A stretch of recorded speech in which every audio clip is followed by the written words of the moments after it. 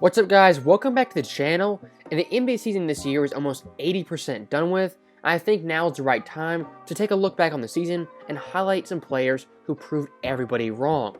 And when I say proved everybody wrong, I'm not talking about every NBA fan, that's impossible, but I am going to focus in on 5 different players who proved a lot of people wrong this year, whether that be debunking narratives or playing so good they turned fans who hated them into fans who loved them. Now before I get into these 5 players, if you haven't subscribed, make sure to do so, and if you could like this video, I'd greatly appreciate it. So with that being said, let's get into the video. So at number 5, I have one of the breakout stars of the 2021 season, and that is Julius Randle. And Julius Randle in New York last year was one of the most hated Knicks players on that roster. He was seen as a black hole in the post who had one move, that being the spin moves. Now fast forward to 2021, and Julius Randle has completely changed his offensive game and his overall game in general. He is a much better team player, a great passer, and a great facilitator for this Knicks team.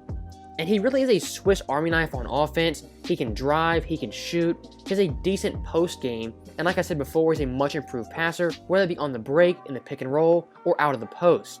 And if you look at Julius' stats for this year, he's averaging 23.9 points per game, 10.5 boards, 6.1 assists, on 46, 41, and 80 splits. Every single one of those stats is up from 2020, and actually, he's averaging a career high in 5 of those 6 categories. So this year individually for Julius has been absolutely amazing, and it's been a great transformation. And the impact Julius Randle has had on this Knicks team cannot be understated. This Knicks team entering the year was projected to be the 3rd worst team in the NBA. As it stands right now, they're a lock for the playoffs and the 4th seed in the Eastern Conference. Nobody could imagine that coming into the 2021 season. Now the last thing I want to do to show how great Julius has been this year is look at his overall stats and compare him to some players in NBA history. If you look at players all time who averaged 23 points per game, 10 boards, 6 assists, on 40% shooting from 3 in a single season, you only have 3 players. The first player being Larry Bird in 1985. The second player is Nikola Jokic in 2021. And the third player is Julius Randle, also in 2021. So that right there for Julius Randle is some great company. You have Larry Bird, who won MVP that year, and 21 Jokic, who I think is the MVP this season. So I think it's pretty obvious this year Julius Randle proved everybody wrong, making his first All-Star game and having a career year for the New York Knicks. Now with the number 4 spot, for a player who proved everybody wrong this year, I have Russell Westbrook. And this year for Westbrook has been a very up and down season. At the beginning, it was very hard to watch him play. He looked absolutely washed, his athletic ability looked gone, and his speed and quickness had completely dropped off. And it wasn't Blake Griffin in Detroit bad, but it was definitely pretty bad and pretty sad to watch. And the numbers actually back this up tremendously. If you look at Westbrook's numbers pre-All-Star break and post-All-Star break, he's definitely taking his play up a notch, averaging more points per game, more assists, more boards, shooting better from the field, better from 3, and better from the free throw line. And because of that great play, Westbrook right now has the Washington Wizards fighting for a playoff spot in a tough Eastern Conference. Also, one thing you have to note with Westbrook this year is that he's been tremendous in the clutch, averaging 3.8 points per game, that ranks 13th in the league, 57% from the field, 40% from 3, and 78% from the line. For any player in the clutch, those are tremendous numbers and great efficiency. But for Westbrook specifically, those numbers are outstanding. And it might be hard to believe, but Westbrook this year has had 28 triple-doubles. Right now, that ranks 5th all-time. And by the end of the year, he could actually finish 3rd all-time for a single year, only behind 2017 Westbrook and Oscar Robertson. So really, it's been a sneaky good Westbrook season, and after that terrible start, he's bounced back in a big way, and he's proved a lot of people wrong who wrote him off and called him washed. So that is why I put Russell Westbrook on this list of 5 players who proved everyone wrong this season. Now next up at number 3, we have Gordon Hayward. And coming into this year, Hayward was one of the most controversial offseason signings in the NBA. He signed with the Hornets for 4 years, $120 million, and almost everybody in the NBA thought that was a massive overpay and a terrible contract for the Hornets. And it was kind of odd that Hayward opted not to stay in Boston and go to Charlotte that was not seen as a contender or even a playoff team.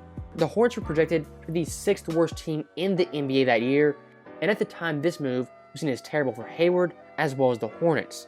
But surprising to many, Gordon Hayward this year had a very solid season, his best season since 2017 when he was an All-Star. Hayward this year averaged 19.6 points per game, 5.9 boards, 4.1 assists on 47, 41, and 82 splits. And he was the best player on this Hornets team and had them as high as the 4th seed in the Eastern Conference. And if you watch Hornets games this year, Hayward was the go-to guy in the clutch and the leader for this team. And with him on the court, they had a 24-20 record.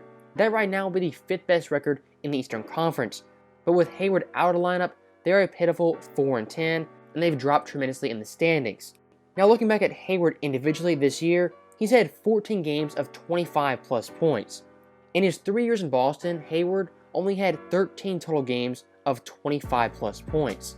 So Hayward going to Charlotte was beneficial for both him as well as the Hornets franchise.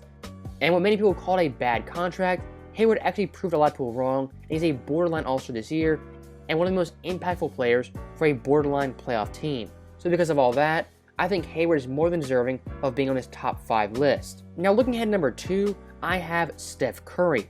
And Steph Curry coming this year had a lot of narratives riding on him, and a lot of doubters were criticizing Steph for not being able to carry a team. And in 2020, Steph only played a total of 5 games due to a various amount of injuries. And Steph only playing 5 games led some NBA fans to question if he was dodging that season without Klay Thompson and without Kevin Durant. And through the first 2 games of the 2021 season, the Golden State Warriors got absolutely demolished on national TV twice, losing by 26 to the Nets and by 39 to the Bucks on Christmas. So with Golden State struggling and Steph not playing at par, this brought a lot of unwarranted criticism Steph Curry's way. And people seemingly forgot this guy was a 2-time MVP and a 3-time NBA champion. But fast forward to the present, and Steph Curry right now has been the best player in the NBA this season, and he's arguably had the best year of his career, averaging 31.2 points per game, 5.8 assists, 5.6 boards on 48, 42, and 92 splits. And a lot of these Steph Curry critics have been awfully quiet of late, and I think it's in large part due to his 11-game streak of 30-plus points. During this streak, Steph averaged 40 points per game, 6.1 boards, 4.5 assists on ridiculous 54, 49, and 90 splits. And the Warriors right now are not even a contending team, and Steph Curry is in MVP talks. That's how great he's been this year, and if you want to be honest, right now Steph Curry is single-handedly carrying the NBA in a terrible 2021 season. And speaking of terrible, let's look at Golden State without Steph Curry. So with Steph, they are 28-23. Without him, they are 1-7. Now that's a pretty basic measure, but a more advanced measure is looking at net rating. And with Steph Curry on the floor, the Warriors have a plus 2.2 net rating that is on pace for 49 wins. With Steph Curry off the court, they have a negative 9.2 net rating that is on pace for 11 wins. So you could very well argue Steph Curry has been the most valuable player this year. Is he going to win the MVP award? That's another story. But just looking at how valuable he's been, you could definitely argue he's the most valuable player in the NBA right now. So Steph this year has been outstanding, and he's proved a lot of people wrong and he's had a great year in the process. That's why I put him at the number 2 spot. Now at the number 1 spot for the player who proved everyone wrong this year, I have Zion Williamson. And all throughout Zion's early career, he's had tons of detractors who've complained about his weight, his overall size, and his lack of skills in the offensive end. And I will admit there have been question marks along the way, but I've always been a Zion Williamson believer. And if you were one of these Zion Williamson critics after the 2020 bubble, a lot of what you were saying probably looked correct, as in the bubble Zion definitely did not play great, and he looked pretty out of shape.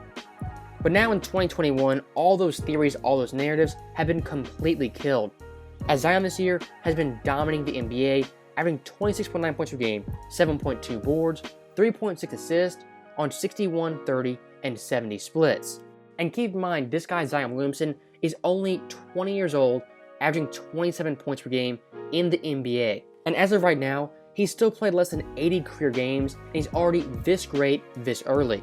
And if you watch the Pelicans as of late, post All-Star break, you've seen Zion actually take control of the offense and run the point forward role. And in this 20 games since the All-Star break, he's averaging 29.1 points per game, 7.1 boards, 4.0 assists, on once again very impressive 62, 27, and 71 splits. And during this stretch, we've seen a lot of flashes of what Zion Williamson Unleashed could really look like. Not just a great dominant offensive force, but also a good defender and a great facilitator. And he's only going to get better, only going to get stronger, and he's only going to get more in shape. And who knows, if Zion continues at this pace, he could be the best player in the NBA in 5 years. So I did want to put Zion at number 1 to highlight how far he's come in a short amount of time, but in this entire video, there really was no ranking to this list. It was just 5 players who proved everybody wrong, and my 5 players to recap were Zion Williamson, Steph Curry, Julius Randle, Gordon Hayward, and Russell Westbrook. And there probably are numerous more players who prove the media or prove fans wrong, but these 5 players in my mind stuck out, and I wanted to highlight them for the 2021 season. So that is the end of this video. I hope you guys enjoyed it, and as always, thank you guys for watching. I'll see you guys next time.